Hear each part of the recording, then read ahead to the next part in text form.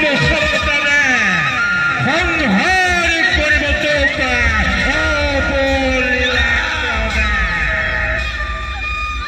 মরণর দিনটোরে দুরন্ত হর সবু চাপে আহে দিনে দিনে তারেই আজি অপূর্ব সূচনা তারেই আজি অপূর্ব সূচনা কিন্তু কংসৰ মৰণ জানো ইমান সহজ স্নেহ মমতা আদি আছে যত মানে বিসৰ্জিল সকলোকে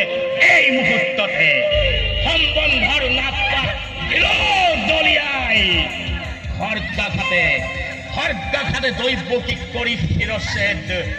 মুক্ত হ'ব খোজা মোৰ মৃত্যুৰ দুৱাৰ স্বমেৱে যুদ্ধ কৰি চিৰকাললৈ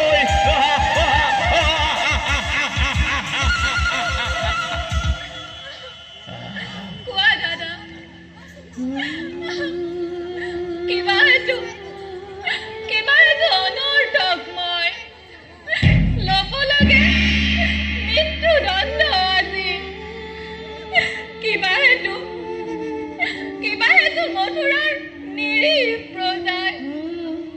শাস্তি পাই বিনা অপরাধে রোজা হয় রাইকক মূর্তিরে মানব নামত কিয় কলঙ্ক হানিছ দাদা কিয় ঠিক আছে নাই তোর কোনো অপরাধী নহে কোনো মথুরার প্রজা যত মানে অপরাধ বিচলিত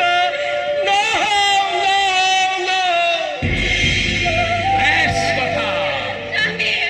দেবী প্রতিশ্রুত তেন্তে এতিয়াৰে পৰা গৈ দুইজনে চাবলৈ স্থিৰ নেত্ৰে ছিন্নশীল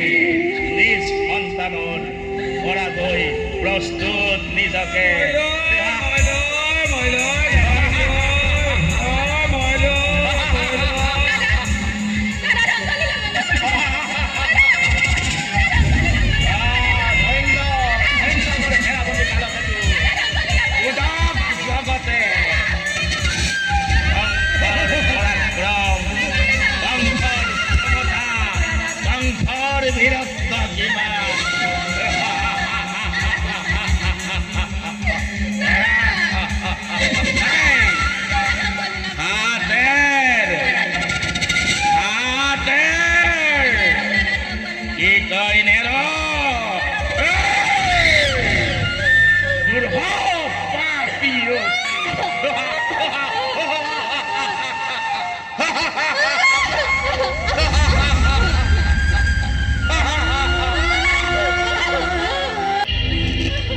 হবেও মোৰ প্ৰাণ ভৈৰী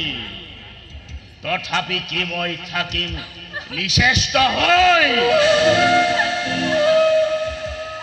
দাদা কিয় হলা তুমি ইমান নিষ্ঠুৰ চৰণত ধৰিছো ভিক্ষা দিয়া মোৰ লোকৰ মালিকক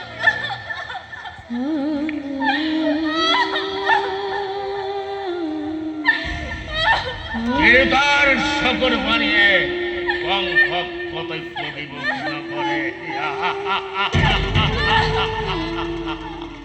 দে দৈৱকী সন্তান দে